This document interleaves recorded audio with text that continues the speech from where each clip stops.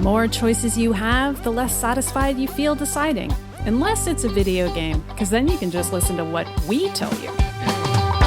Welcome to Triple Click, where we bring the games to you. This week we played a grab bag of indie games, UFO 50, Arranger, The Operator, Tactical Breach Wizards, and Plucky Squire. Lots of decisions to make. One of those games has 50 other games in it. I'm Maddy Myers. I'm Jason Schreier. And I'm Kirk Hamilton, and hello. Hello. It's us. It's great to see you both. It is great. Yeah. And now we've finally announced what our special surprise was after so many weeks in a row, maybe months in a row of not getting to tell everybody what we're doing. It's very exciting. Just sitting on this exciting thing that we did. It is exciting. Now we get to just say it. If somehow you're a listener who didn't refresh your podcast feed, we did put out a little trailer for it. Already, so you can go refresh your feed and listen to the trailer if you want to. Maybe I'll put it in this episode during the ad break. That's a good idea, so you can hear it there as well. Because I will just say we enlisted the one and only Matthew Mercer, Dungeon Master and voice actor extraordinaire, to be our Dungeon Master, the trio of us to play a D&D game. As a series of episodes that we are going to run on our bonus feed and eventually in the main feed for everybody. But it's definitely going to be the bonus episode this month, and then we are going to run them later on. So if you're wondering what I'm talking about, bonus feed, what even is that? I just got here. Who are you? Those are fair questions. You could go to MaximumFun.org/join and you could sign up there, and then you would get access to all of our monthly bonus episodes, because we do one every month, and they're not usually us playing a D&D campaign with Matthew Mercer guiding us. This is a first. Also, Kirk recorded like a theme song for it. I was going to say that too. I just wanted to shout that out. If Kirk puts the trailer in, you just perk your ears up and you listen to that sweet, sweet theme music, because it sounds so good.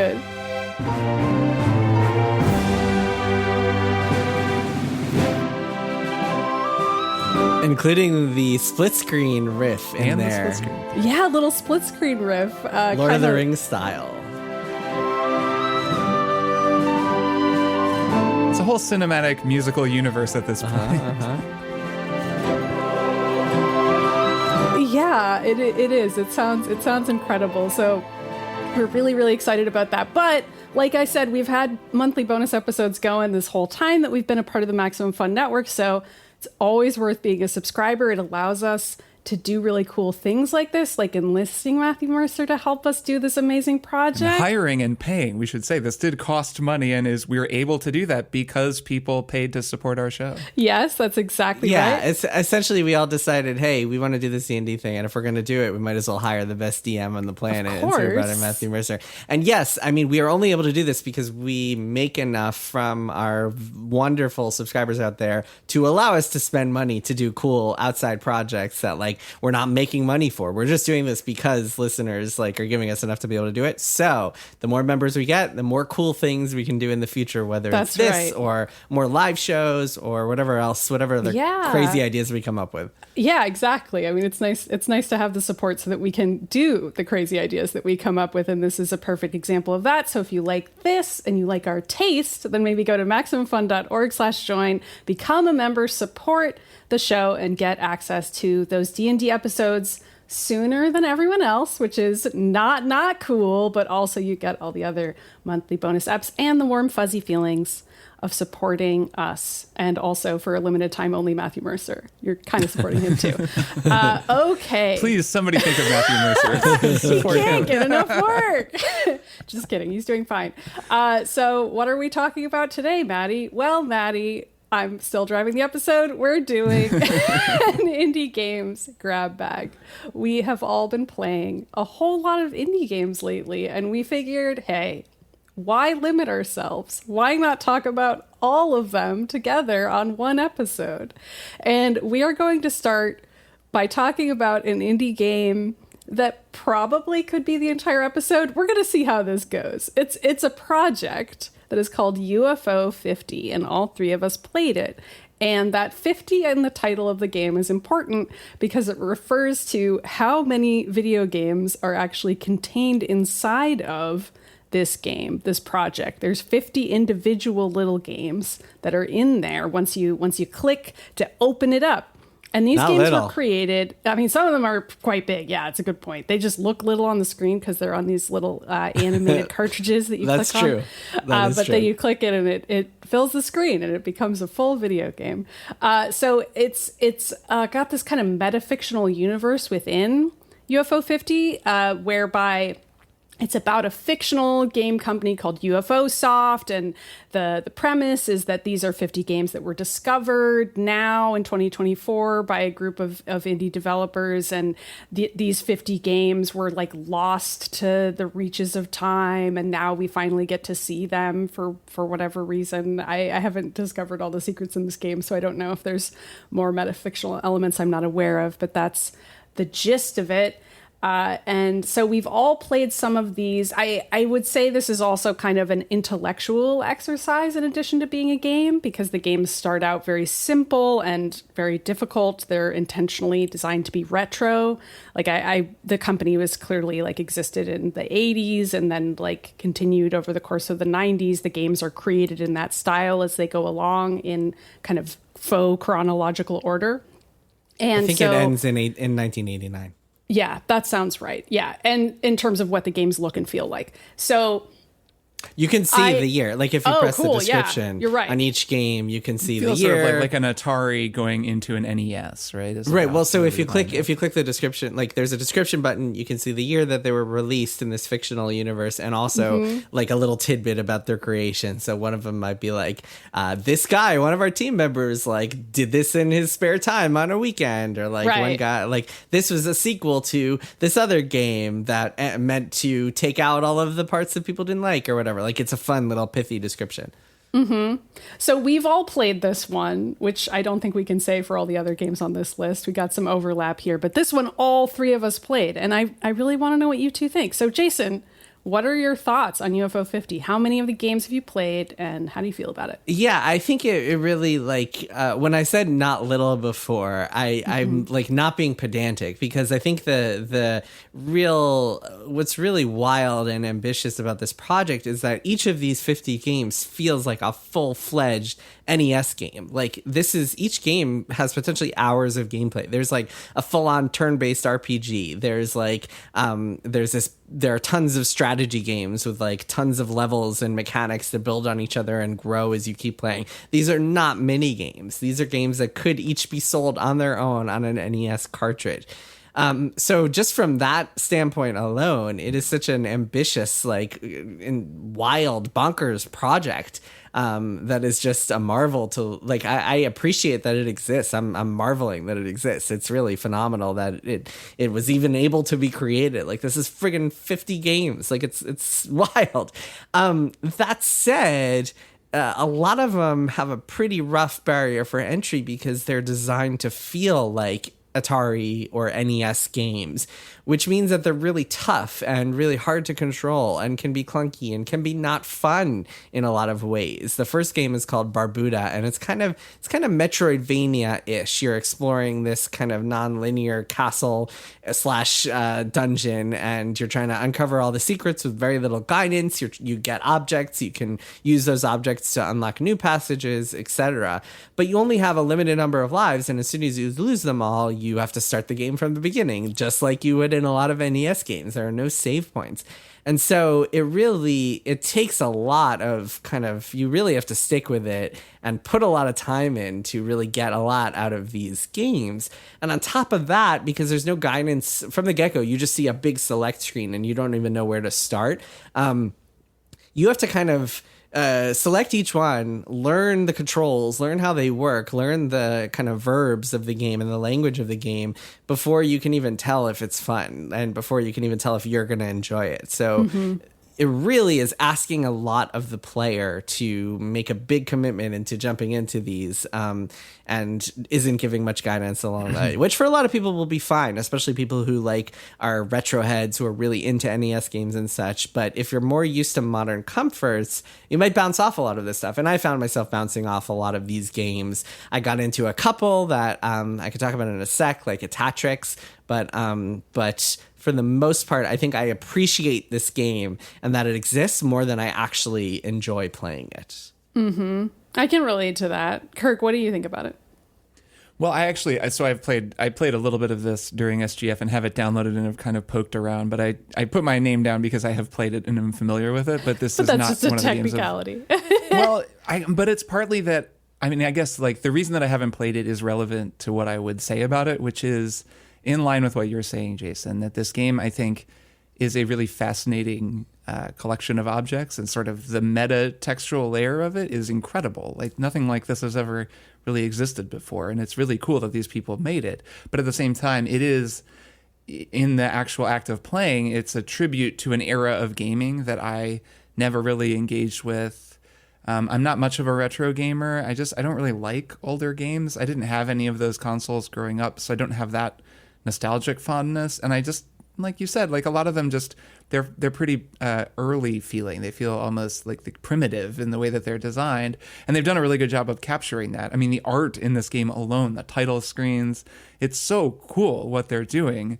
It's just that, I don't know, there's an issue that video games have that other forms of art don't have, where if you create something that's kind of a period piece, you know, like a throwback to an older time period, it's not going to be as fun to play. So it's going to feel like, well, okay, I could be playing this, or I could be playing like, you know, Tactical Breach Wizards or something, like what a game we'll talk about in a little bit. Mm-hmm. Like there are so many games that I could be playing right now. You know, one of the returning narratives of this year and of the games industry in general is that there's an overwhelming amount of games to play. There are new games every day. There are so many great games. It's very, very difficult for any game to stand out and find success.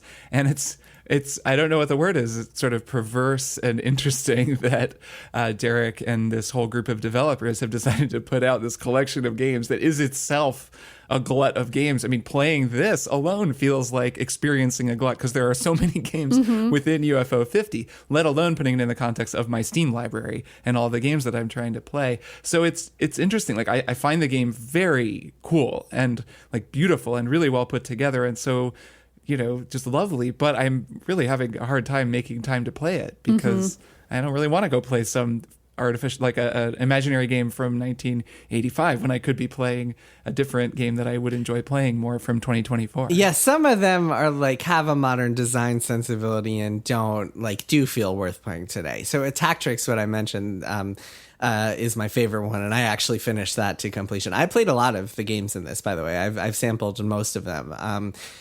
There's like a point and click horror adventure. There's like I mentioned a full on JRPG where you like pick 3 of like 7 characters and go on an adventure with them. It's bonkers how ambitious this thing took 8 years to make. But anyway, so some of the games have modern sensibilities and actually feel pretty good to play today. Attack Tricks, the way it works, it's kind of like I don't know if it's like an auto battler. It's like a mix between like chess and like an auto, that like in a real time strategy game where you have these pieces and you can move them up on the down the board, and every few seconds they all move forward. And your goal is to like, you're on the left side and your opponent is on the right side, and your goal is to send your pieces across the map to capture your opponent's base. I think you and I played this at SGF. We did, and it was fun then. That one's fun. I played through the entire thing, and it gets really fun and it gets really deep and it gets really interesting, and you're making cool decisions all the time. There are a lot of games like that don't have that kind of clunky feel and do feel like modern day games that you will enjoy. And I don't think that like I think that choice paralysis will always be there, where you're just like, why would I play UFO 50 and try to go through this when I have so many other games to play? But it's not like you're only getting, I just want to be clear about this. It's not like you're only getting a bunch of super clunky, like 2-button games that are incredibly hard and not fun to play unless you're like a masochist or something like that. There are some pretty cool games in here that I really enjoyed spending time with. Yeah, that's definitely a good distinction. Maddy, there's even a Metroid like game. Yeah, I guess I haven't found that yet. I've probably gotten through about 25 of these, but I have been jumping around. I will say I feel like UFO 50 benefits from sort of a community player experience of like knowing other people who are playing the game, which I have that benefit working at Polygon and also just being in the social circle I'm in, where you kind of hear from other people like, oh, this might be one of the ones I'm interested in. Like, for example, there's a game, I think it's called Pilot Quest, that's near the end, which is actually an idle game. but you wouldn't know that until you get to it. But you can actually have it be playing in the background while you're playing all the other games. And it is, in fact, designed to do that. And so one of my coworkers was like, just by the way, like, you don't want to get to Pilot Quest and then have only 5 games to go after that, because you're going to be annoyed. So like, you should probably go ahead and start playing Pilot Quest now. So I did do that. And then for the record, it wasn't my thing, but I was at least appreciative of that tip, because I was like, okay, cool. Like, I understand what this game's trying to do. It is an adventure game. It's like RPG-ish. You're collecting stuff, but you're like planting seeds, and then the seeds generate currency that you then use to unlock other things in the game, and it's a survival sim basically. And so obviously you want to be collecting things over time. If that's your thing, you might like Pilot Quest. But the game I personally liked so far, I mean, I actually thought Bushido Ball was pretty fun. That's like a sports Bushido game. Ball It's sort is of like awesome. a Pong, Yeah. alike. Yeah, that one's that Kirk one's and I pretty fun. played that I'm against each terrible other at it, but I thought at it was E3. really, really fun. And Block Koala, which is right after that one, I also thought was really cool. It's a puzzle game that actually reminded me a little bit of a Ranger, which is another game we're going to talk about in a second, where you're just walking around a space. It's like a fully top-down view. You're a little koala who's trying to break back into a garden because a flamingo is stealing all your water. I don't know. Don't worry about it. You know how flamingos do. And you just need to solve a series of block puzzles, basically, in order to proceed. I don't know why or what that has to do with any of the other words I just said, but it's block puzzles. Basically, you have to move these blocks around a grid in specific permutations so that you don't get boxed out, essentially, from completing the puzzle. And that kind of way of spatial reasoning I tend to really enjoy. And so I got really sucked into that one, and I was really enjoying those puzzles more than pretty much any other previous game I was playing. I was like, oh, this is the one I really like. But like Jason said, I mean, I had to play 15 other games before I even got to Block Koala, and a lot of them I was like, this is fine, or I'm like, I don't understand what this is even trying to do, so I'm just going to move on to the next one here. You know, like it does have a very weird vibe that at times felt like homework to me, which I realize sounds harsh, but I mean it in a somewhat complimentary way, because it is so intellectual. Yes. And I think it's worth noting, I mean, even as I'm describing my own experience, which is just having had the game for a few weeks now, and like having not quite been able to find a way to fit it into my schedule, like all of that may be the case, but this game is amazing. I mean, like, the fact of it is incredible. I think it's so cool. And there are so many people who I'm sure will love even like various games in it, and also a lot of people who will just love it as a complete thing. Yeah. It's so freaking cool that people made this. Like, I think it is just amazing that it exists. So I really am looking forward to digging into it, because there just isn't an opportunity to experience something like this anywhere else, because nothing else like this exists. So yeah, I do really want to stress that, like, I think it is like a very, very cool thing, even though my current experience of it has been not quite having time to fit it in. You know, it's only been a few weeks. Give it a few years, and I think we're going to look at UFO 50 as this like really, really remarkable accomplishment. Yeah, and there are also all sorts of secrets. Maddy, Vanger is the game that is the Metroid game, and essentially you are playing That's number Vanger, 29. Vainger, and you play. You're like in this Samus style suit, and the gimmick is that you can press a button to kind of flip gravity, and so you're either walking on the ceiling or you're walking on the floor, and you can use that to solve puzzles and stuff. And you're shooting like Samus would with an arm cannon. But yeah, I mean, it is a cool thing. I might spend more time with it. I don't know. I just find myself bouncing off a lot of the games in it, but maybe I'll give it another chance one day. I don't know. It's one of those games that I think, like, yes, to your point, Kirk, I think people will be kind of exploring it for a long time to come. It's one of those games that will definitely have longevity because there's so much in there to unpack. Yeah.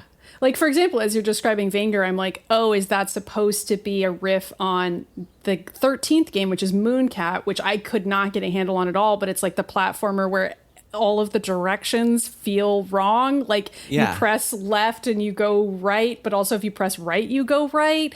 And it turns out you press A to go left. Like, it was mind we played this melting. at SGF. That's the one that's kind of a joke. I can't deal with this game. I can't do this. Like, I was like, if I play this long enough, I'm probably going to get it, but I gotta move on. There's 50 You should try games. playing it with Derek Yu watching you. Oh no, I'd rather funny. not do Quite an that. Thank experience. you. Yeah. I'm good. I didn't play this at STF, clearly. I just played it on my own couch and scratched my head periodically. But yeah, I mean, it's fascinating, but it is also like, okay, I see what you did there. Like, it's like that experience a lot, and that is interesting way to play a game, and it's an interesting way to design a game and design a project. All right, so maybe let's move along, because we got some other let's keep games we want going. to talk about. So next on the list is Arranger, which, Jason, it looks like you've also played this. What did you think about Arranger? I was pretty disappointed by it. The gimmick of this game is that we talked about this at Summer Games Fest, because Kirk and I both played this also. Yep. Around the same time, we played UFO 50, where you're just kind of, when you move the entire kind of either vertical or horizontal platform, like 2D, you're staring at it from, imagine a top-down screen, and when you move, the catwalk moves with you. Like it's like you're on some sort of like conveyor belt or something. Or like a that. Rubik's Cube, because you can move Yes, up, or like you a can 2D, move to the side. yes, a Rubik's Cube. And you move objects and you solve puzzles by manipulating the environment around you. And it's one of those things where like it's really fun to play for half an hour, and then it wears out its welcome fast. And I really just stopped enjoying it after like an hour or so, and was just all right, I've seen all this game has to offer, and it just does not. It just, the gimmick of it like really wore thin for me. So unfortunately, I just didn't. I bounced off of it.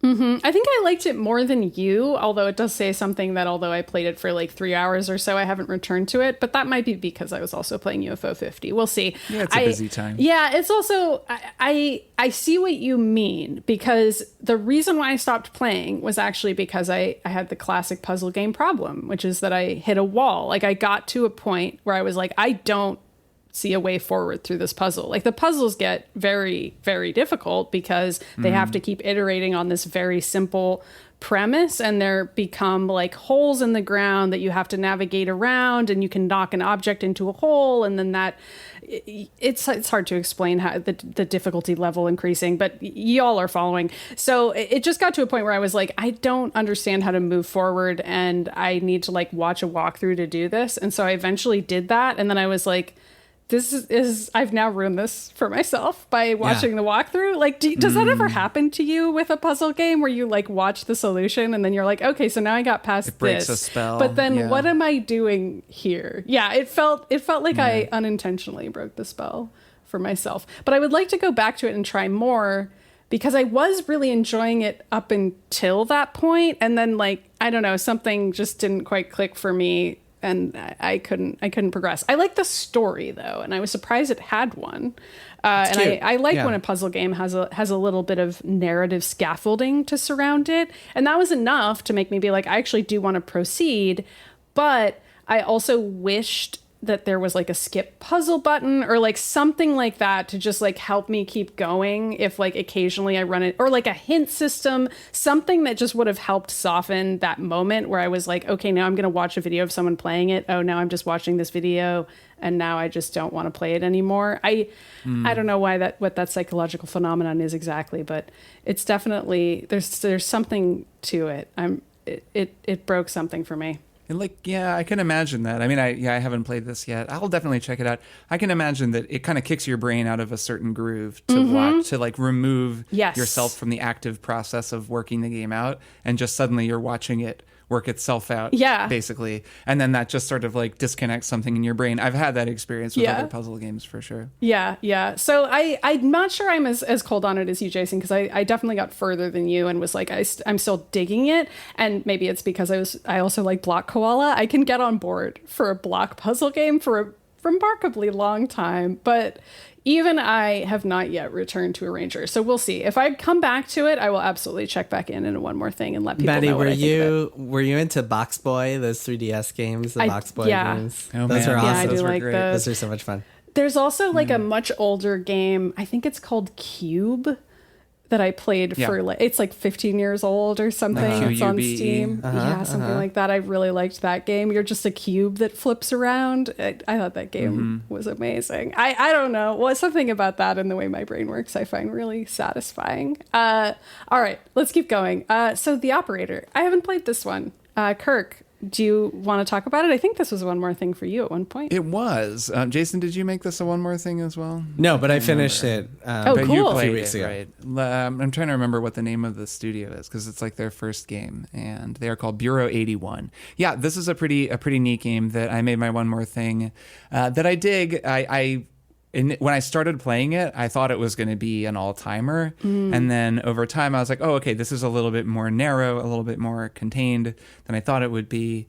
And I just wound up sort of appreciating what it was doing. And there's one set piece moment in particular that is enough of a surprise that I think that anyone who hasn't played the game, like I don't want to spoil it because it comes out of nowhere and is really great.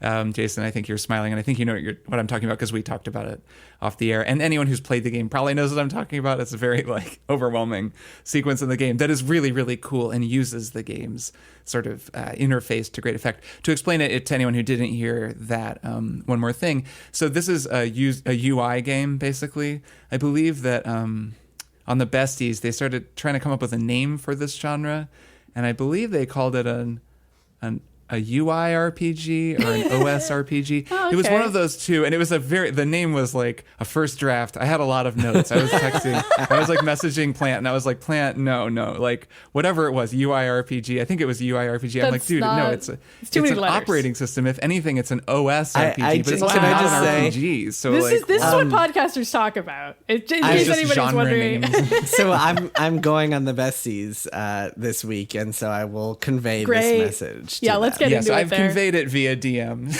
but I'm sure you could convey it yet again. I appreciate a lot of their genre work. Calling a Metroidvania search action is actually, I think, a really great, like a search action game. I think that is actually a really great term. They didn't invent that one, but they've been sort of trying to make fetch happen with it, and fetch has been happening. But yeah, UI RPG, I don't know. Anyways, this is a game that takes place on a PC operating system. It's like a 90s PC, and you are basically the guy in the chair, the guy at the desk for this federal investigation organization, a fictional organization that sends agents out into the field to try to figure out what's going on with various things. And you're kind of solving a vast, or somewhat vast, actually maybe a kind of small conspiracy that it starts like you're working a couple of different cases where you have agents in the field who are calling you, and then you're the guy who has to go through the footage and look through the name database and match the names and the faces and figure out what's the missing link between these clues to then relay that information back. But at the same time, you're kind of,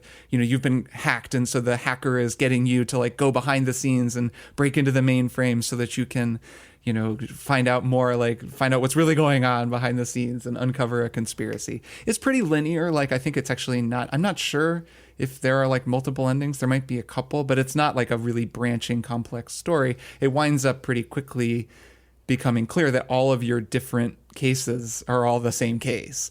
And as a result, the game to me in the end feels like something that like is a first draft. Like I could see these same developers making a really cool, greatly expanded sequel. So, but Jason, I've talked about this game already, so I'm curious what you thought of it. Did you finish it? Did you wind up finishing the whole thing? Yes. Okay. Yeah.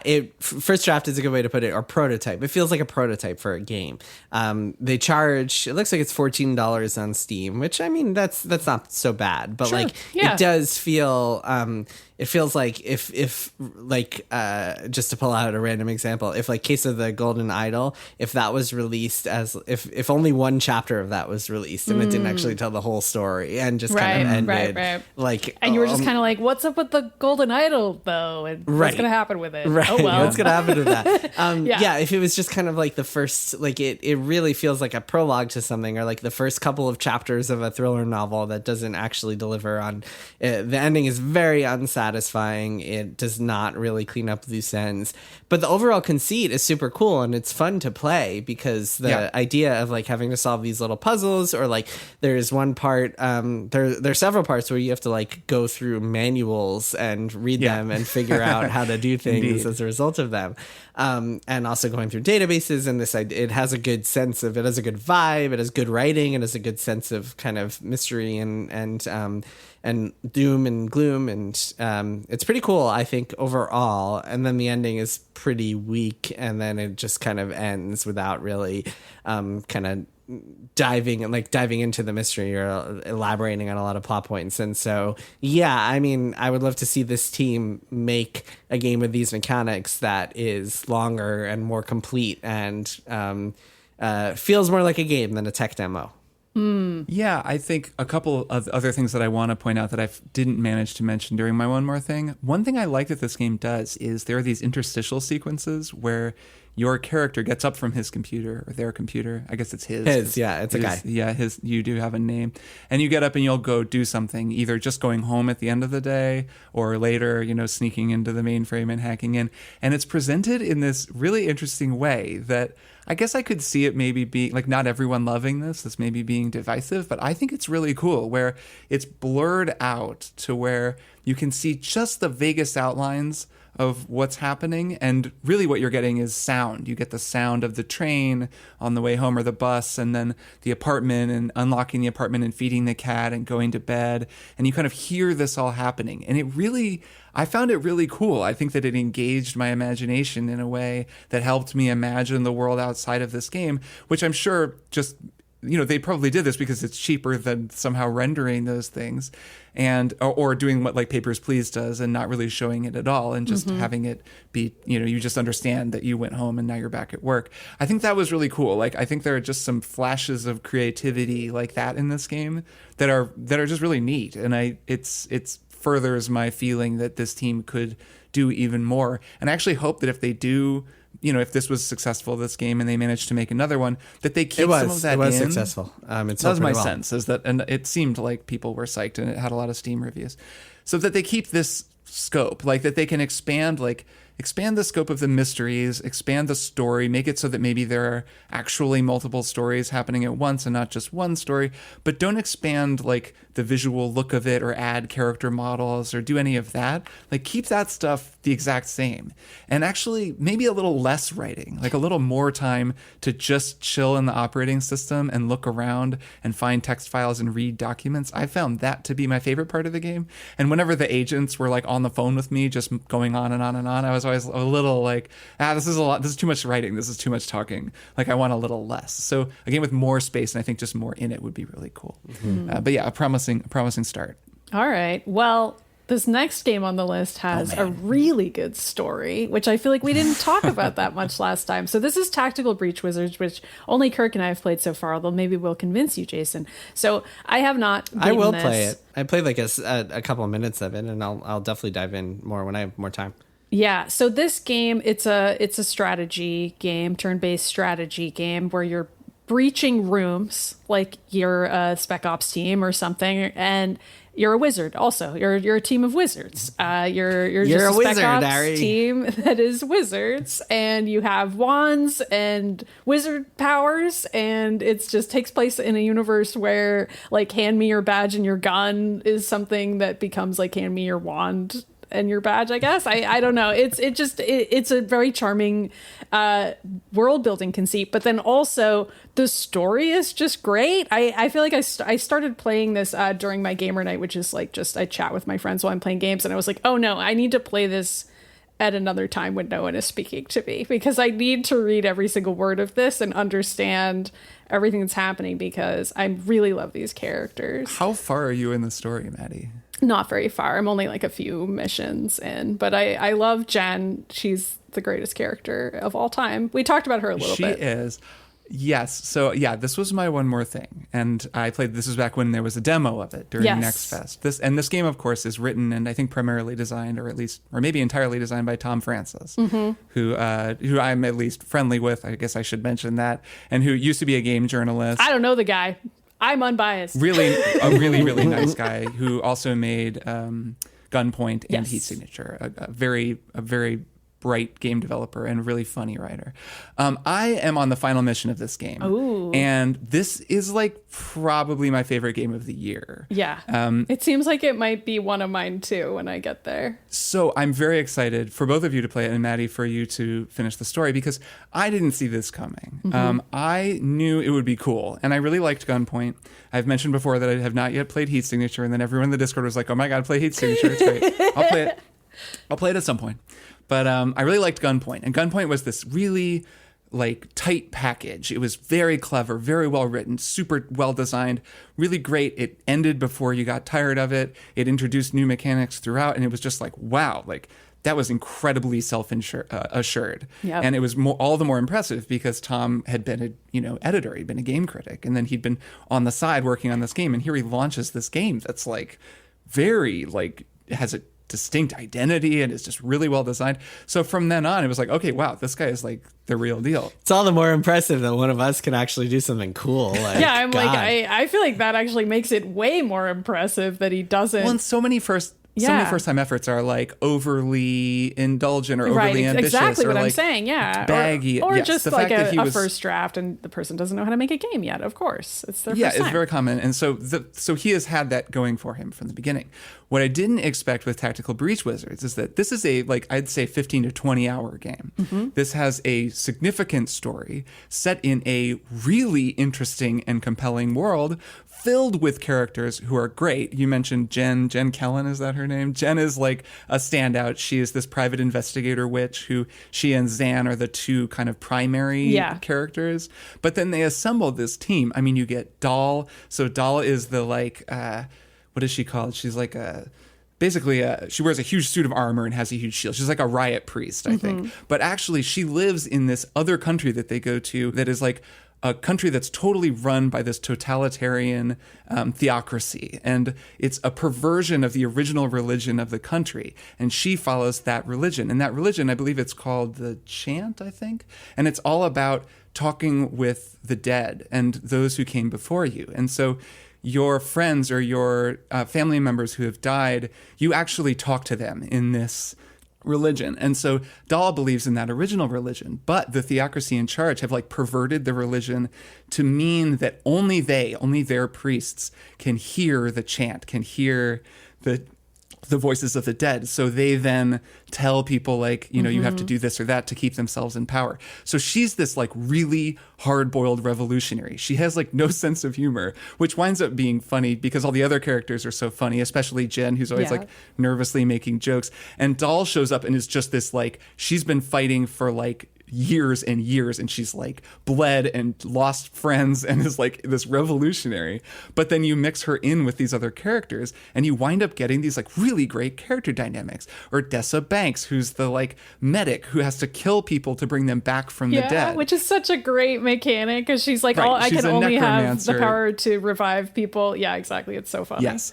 But then that winds up playing into the story in really interesting ways as well. Like she was kidnapped by Liv, who's the big bad, and there's a whole thing with like Liv using Banks because Banks's power really kind of just rewinds people like a day or something and undoes anything that happened to them.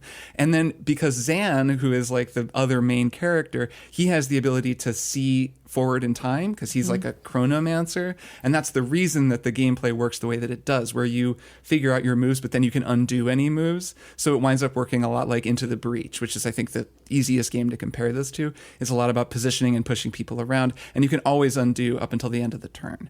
And that's because of his power. He has this ability that as long as he's on the team, he can see into the future. But then his story winds up being really good. Like there are all these twists and turns. I was not expecting this. Like the more I played the game, the more I would have these dream sequences that they have where they and like copies of themselves are in dreams together, going through missions and like bantering with themselves, like past versions of themselves. And then Zan is like dealing with his regret and his delusion over things that have happened and the way that as an older like operative, his time powers have gotten away from him. Like it's so freaking good. I really like, there are like mechanical explorations of the narrative and the characters. I could go on and on and on and on, but like I can't say enough good about this game. It is like one of the best games I've played in a very long time, not just this year.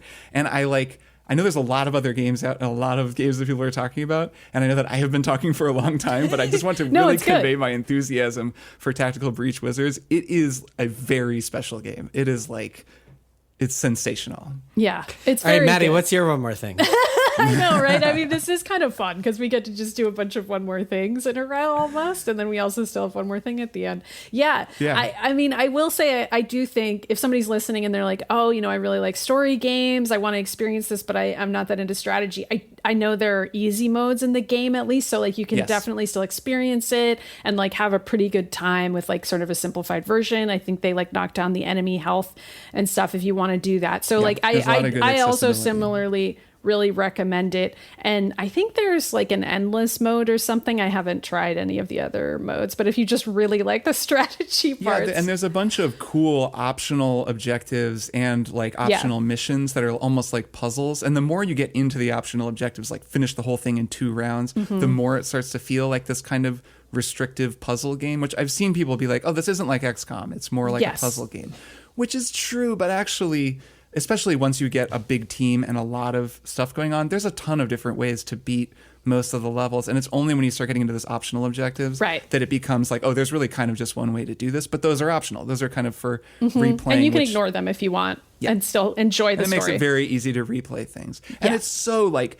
punchy. It feels so good. Like the UI is so great. It's great. Flow, the animations, the breaching animations. Cool. Oh my God. It looks like kind of paper craft. Like it has a very distinctive minimalist visual design, but you can still really get a sense of each character from just the limited expressions that they have. Like each character does a different animation when they breach a door. And like Banks is sort of like, she just sort of strolls through the door. Or like a guy Ryan later is like leaning on his cane. Everybody kind of has a different, their animations mannerisms. Are so good. Oh my God. Yeah. I could talk about it forever, but I won't. I've already said my piece. Yeah, so that's Tactical Breach Wizards. And then lastly, let's talk about Plucky Squire. I didn't play this one partially on the advice of the two of you. Jason, why don't you kick it off? We've talked about it. Yeah, so the Plucky Squire. So this is a game that has gotten a lot of hype throughout the year because it has a really distinct aesthetic. So this is a game where it starts out and you are this top-down 2D, beautifully animated. You're in a storybook, essentially. You're this cartoon in a storybook. And then the gimmick is that you eventually find a way out of the storybook where you turn into a 3D model. And then there's a lot of puzzles and playing around with that concept where you're like exploring this 3D world and then finding objects that let you interact with the book. You insert yourself back in the book. At different points, you might have to leave the book, walk to another page, get back in, and like find all sorts of clever ways to solve puzzles like that. And it's a cool concept and it looks gorgeous. The problem is it is not very fun to play. And for video games that are trying to be fun, turns out that matters. There are a few reasons for that. One is that it's very buggy. 2 is that, like, for example, I think I asked you or I asked someone, like, is a shopkeeper supposed to be invisible? Because my shopkeeper was just invisible the whole time. Yeah, you asked me that, which was pre-release, in fairness. We were playing. No, but I've been reading up on people's reactions, and a lot of people are running into a lot of different types of bugs. It's very buggy.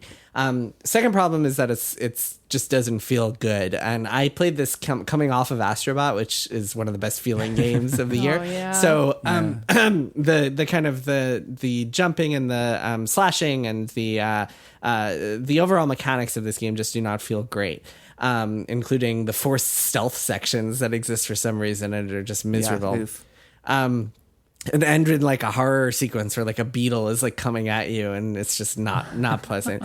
But the biggest sin, I would say, is that the game just interrupts you constantly to tell you what to do. And every time you get to a new level, it'll be like, hey, like, here's this another kind of annoyingly, like, smarmy line of dialogue telling you about what you should do here. Here's a little hint about how, so there are these kind of like word puzzles where you kind of change words and they reflect the state of the story, kind of like Baba Is You, where like you might see something and it'll be like the dam was full of water, and then you take out the word full and you replace it with like drained, and it'll be the dam was drained of water, and so all the water will disappear.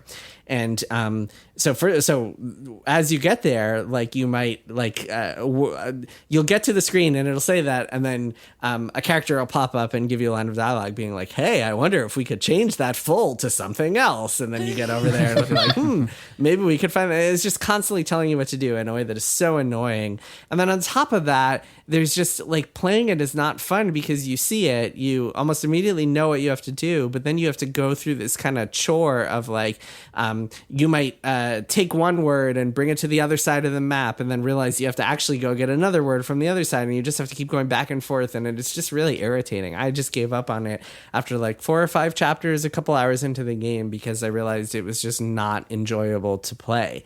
And yeah, I mean, I think aesthetics have charmed it. I saw some it's funny. I saw a lot of like positive reviews of it, and then I started reading forums of players actually getting a hand of it, like getting their hands on it and playing it. And the players were so much more like in tune with what I was saying and not the reviewers. So I kind of, part of me is like wondering if just people are really into the aesthetics and willing to maybe. But I don't know. I don't want to put Ollie Welsh's review at Polygon was pretty similar. Yeah, that was the one I tweeted that because that was the one I agreed with. Yeah. Although I didn't, he describes like the basic Zelda mechanics as pretty good, and I actually think those are pretty bouncy and annoying too in a very unpleasant way.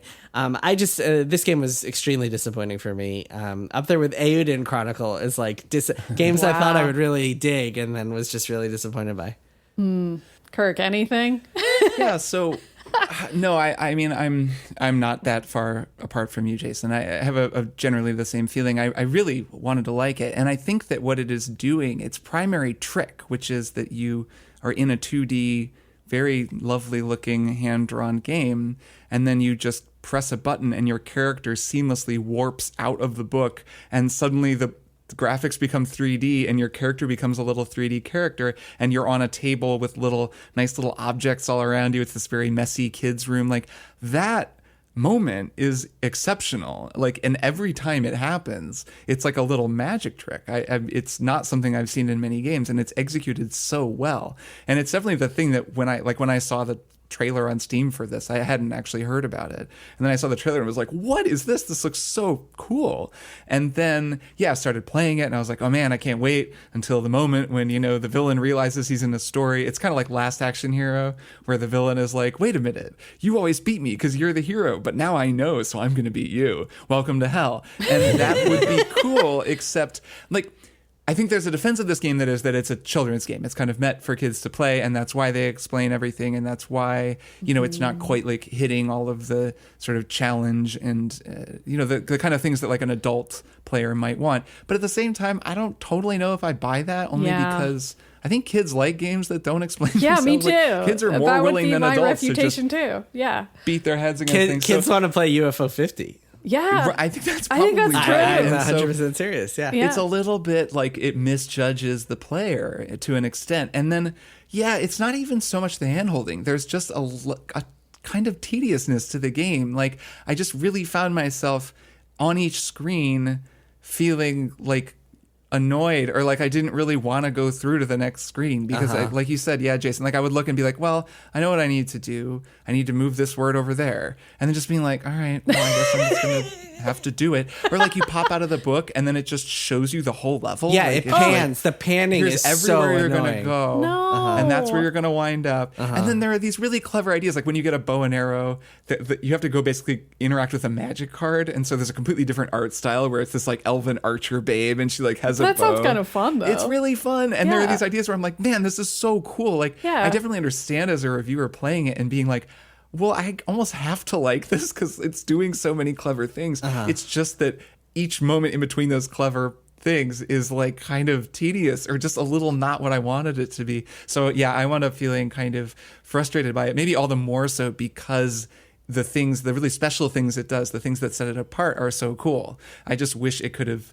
kind of risen to the occasion in the spaces in between those special standout moments. Yeah, even just killing the tutorials and the panning over to show you exactly where you need to go or the key you need to pick up would have just made for such a better game. And yes, we have to like not underestimate kids' intelligence. Like kids can figure things out. We don't need to tell them exactly where to go and what to do. This is something Nintendo knew and then lost track of. It's that whole Zelda thing where Skyward Sword stops you every 5 seconds to tell you what to do next. But actually, like kids liked playing the original Zelda, and kids love Breath of the Wild. Yep. 100%. Yep. So true. Well, that was a little grab bag of indie games. This was fun, and why not engage in yet another grab bag with one more thing? We'll be back in a second with that.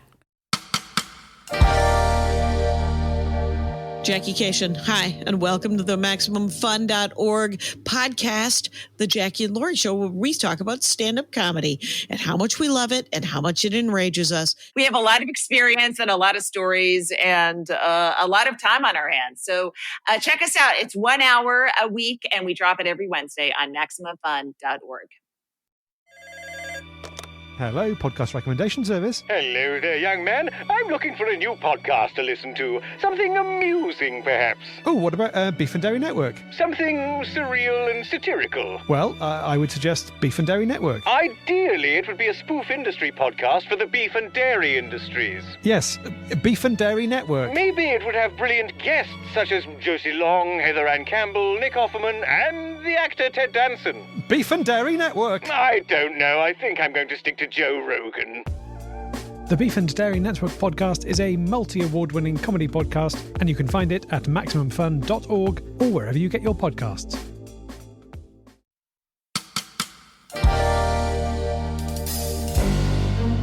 I'm Maddy Myers. I'm Jason Schreier. I'm Kirk Hamilton.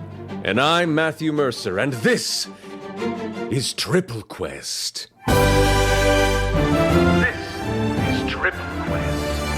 This is Triple Quest. As a special treat for our subscribers, we have decided to do something totally new, a D&D tabletop campaign.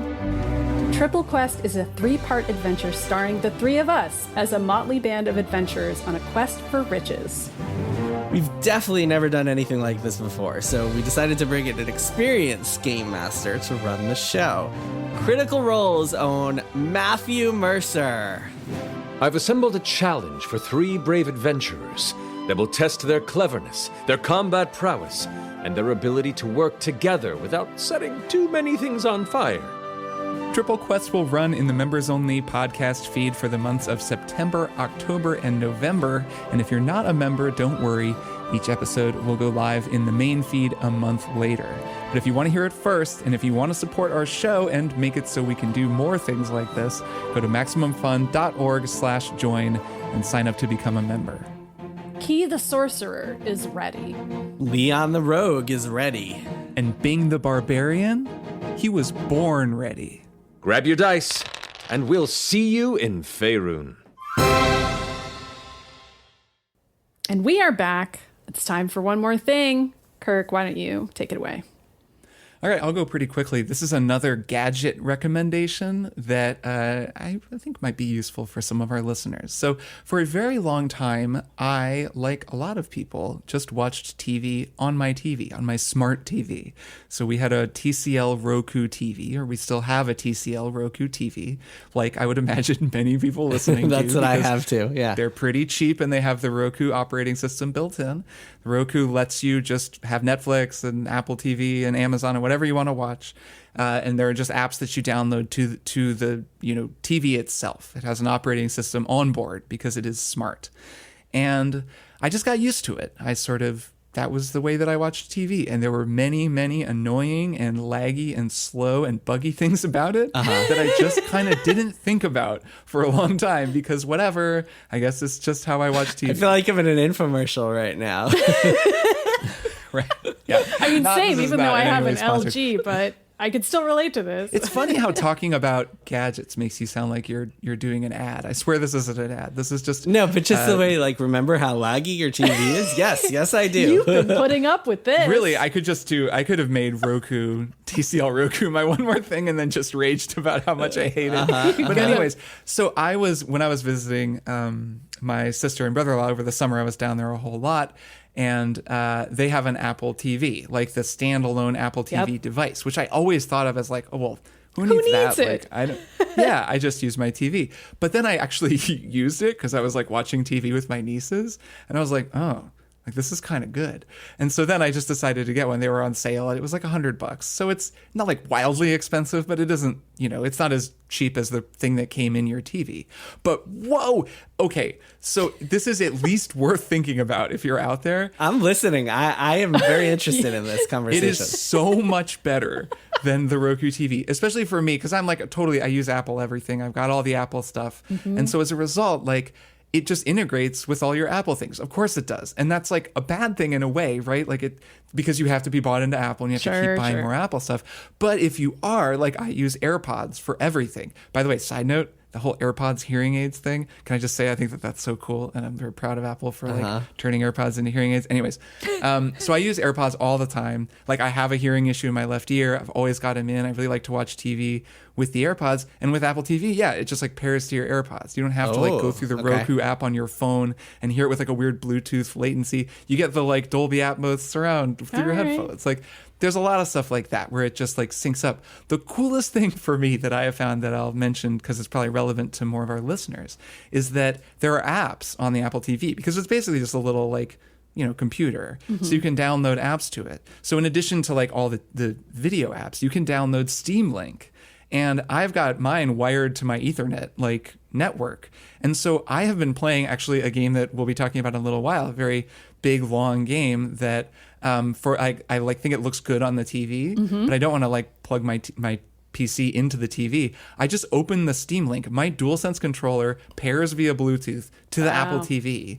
Like, and I can control the Apple TV operating system with the DualSense controller like it's a game console. Just open up Steam Link, boom, there's the game. And then I'm just like playing it on my TV, and it looks great. Interesting. It's very cool. And there's also a Moonlight app if you want to use Moonlight. There are a lot of different ways you can do it. And I know this kind of stuff is possible with like a Raspberry Pi or some kind of like, you can do this yourself in a lot of different ways that are open source, and you don't have to use Apple. But like, I don't have time anymore. Like, and I have all these Apple things. So I've really been impressed with how good of a device this is, considering that I thought that it was redundant with my TV. It's a really significant upgrade. So I thought I would share my own experience there. Again, this is in no way sponsored. This is just me saying that I think it is surprisingly good. Well, is it? I assume it's not as laggy as the. That's the thing that annoys me the most. No, it's got a processor that doesn't suck. That's the thing, is like those Roku TVs, the processors are so laggy and like terrible. The Apple TV. But you still have to turn on the Roku TV and select the Apple TV, or you just go straight into. At least my Roku TV, it's got a thing where like it can auto detect when it starts getting an input from an HDMI signal. So I only use one remote, which is another nice thing. It goes through the ARC to the soundbar, and like it's a single remote. And yeah, the operating system is like really nice to use. It has like windowed tabs, so you can be like watching one thing on Netflix, then go over and watch another thing on Amazon, and like go back, and it'll just keep right where you were in Netflix. It's like a little computer rather than your TV, which has like 256 kilobytes of RAM. So it's a big upgrade. I'm intrigued. I'm intrigued. All right, if you go for it, let me know how it goes for you. Although I will say the fact that they call this Apple TV and then their network, their like streaming service, Apple TV Plus, is the stupidest thing on the planet. It's not ideal. Yeah, they're usually better at branding than that. It is a little confusing. Yeah, not that time though. All right. No.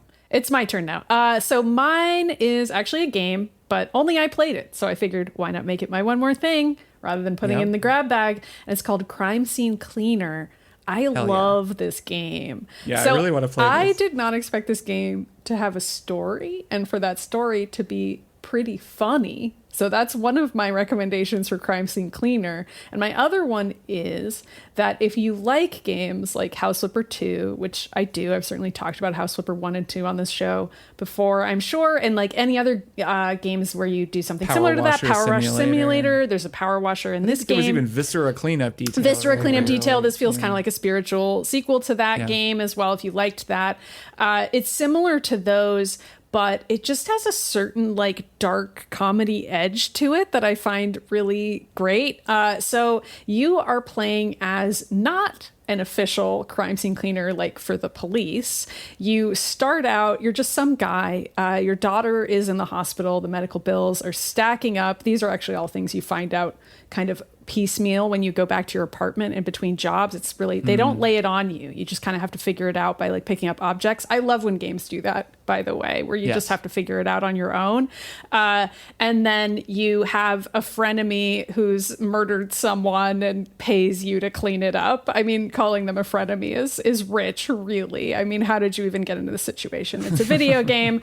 And then you end up involved with the mob because, of course, this frenemy of yours is pissed off the mob and is involved in that somehow. And you end up working to clean up their crimes. So you have to do a very good job, but you can also take your time and you don't need to like preserve evidence. And in fact, you need to confiscate all of the evidence that you find. So this is great. And it's just like, it's very satisfying in the same way that like cleaning anything up in a game can be, like you're clicking on things to make them go away, but it's also really difficult in ways that House Flipper isn't. It's extremely easy. This is similar to Viscera Cleanup, to knock over your bucket and just get blood everywhere. And it's like intentionally very, very easy for you to do this. So you have to be really careful about like picking up your bucket when you're like refilling your mop, and like the animation for doing that is really funny, and you're like, God damn it, like I need to fill it again, and like you're like walking all over the apartment.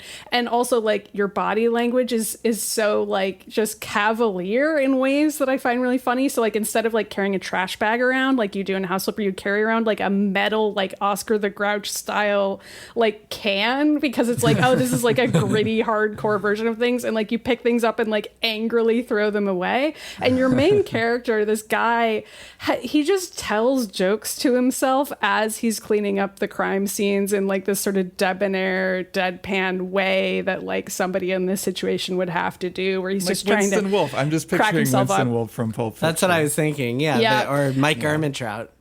Yeah. I mean, the guy who does the voice acting is so deadpan that it's like kind of strange. Like, I don't know if the voice actor like even knew what he was doing the performance for, because it actually feels like ill-suited to the game he's in. But I ended up finding that extremely funny also, because I was just like, I don't understand why he's so deadpan about picking up these bodies.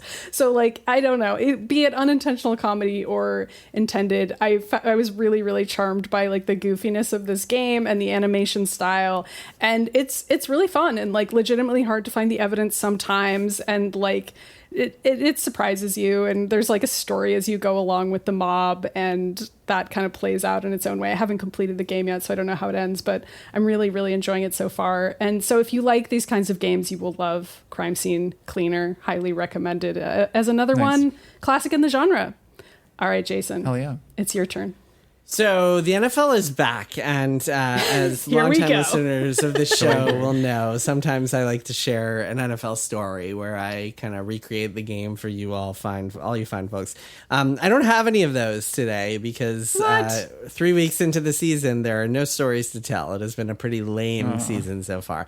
And there are a lot of reasons for that, but the biggest one, I think, is that the NFL preseason has kind of been shuffle to the side. So let me explain what that means. So preseason, every sport has a preseason of sorts, and basically it's kind of like exhibition matches where like it's meant as a warm up, it's a lead into the season. It doesn't count towards the ultimate championship or like the kind of the standings for the championship or for the playoffs. Like the games don't count. They're just kind of for fun, but they're a good way to kind of segue into the season. And for the NFL, traditionally, there were always 4 preseason games, and they were used kind of a lot of teams would play their starters for like part of each game, and in some cases maybe towards the end of the preseason maybe for a full game. And it was a way to get all of your starting players like acclimated to NFL action and get back into it after a long off season of no actual football. But then the NFL switched to a 17-game season instead of a 16-game season. They got rid of one of the preseason games, and teams stopped playing their starters in the preseason entirely. The starting players, the starting quarterbacks, it is extremely rare for them to actually appear in a preseason game these days. It's mostly backups, which means that the NFL starters are not actually getting any real game time practice. They still practice on their own, but they're not actually playing in games the way they would have in the past, which means that the first few weeks of the NFL season every year are incredibly sloppy. It's like the preseason is now there instead of the NFL season. It also means that the preseason itself is just a total waste of time and completely pointless, and nobody cares about it or wants to watch it or anything like that.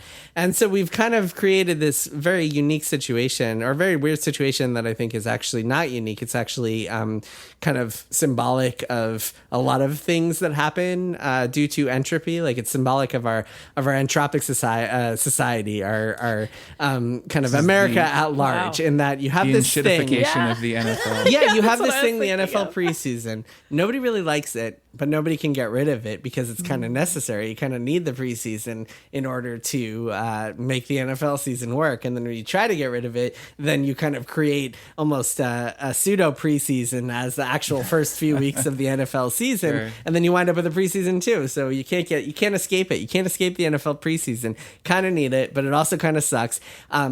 I should have said before, one of the reasons that people stop playing their starters in the preseason is because like it leads to injuries and kind of games that don't matter. Like NFL is a very like people get more injured in NFL games than they do in other sports because of the nature of just an extremely violent sport football is. So there are good reasons that they don't play their starters during preseason anymore. But then we wind up with a situation where like the first few weeks of the NFL season are just like dull and sloppy every single year. With a couple of exceptions here and there. At some point, they'll just stop playing people entirely. They'll be like, this is too dangerous. These guys are stars. Well, that's... Get them out there playing football. Yeah, maybe we should stop doing NFL games. It's really dangerous for our players. Yeah, brand deals to think about here. Our star quarterback is too important to injure, so he's just never going to play. I mean, what would you make him play football? What are you, crazy?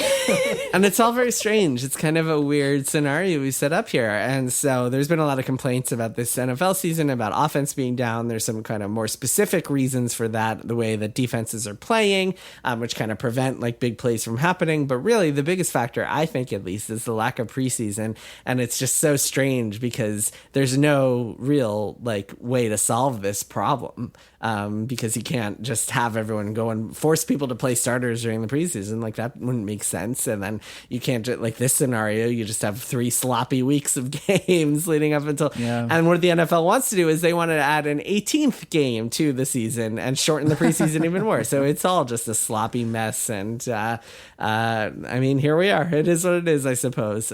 Fortunately, I expect NFL games to start getting a little bit better soon now that the rest is off of everybody. And then maybe I'll have an NFL story to share on our podcast at some point. Definitely look forward to that in the near future. It's the only way I keep up with the NFL. That and my weekly call with my mom. And with that, folks, we take our leave of you. We did another podcast. Weekly call with the two of you. That's right. That's right. Our weekly catch up.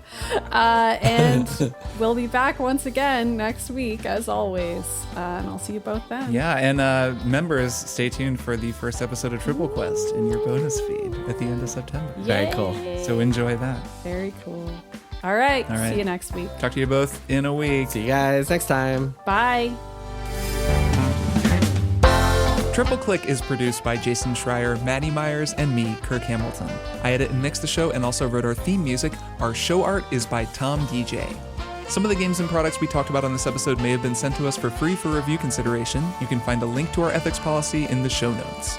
Triple Click is a proud member of the Maximum Fun Podcast Network, and if you like our show, we hope you'll consider supporting us by becoming a member at MaximumFun.org/join. Find us on Twitter at TripleClickPod, send email to tripleclick@MaximumFun.org, and find a link to our Discord in the show notes. Thanks for listening. See you next time.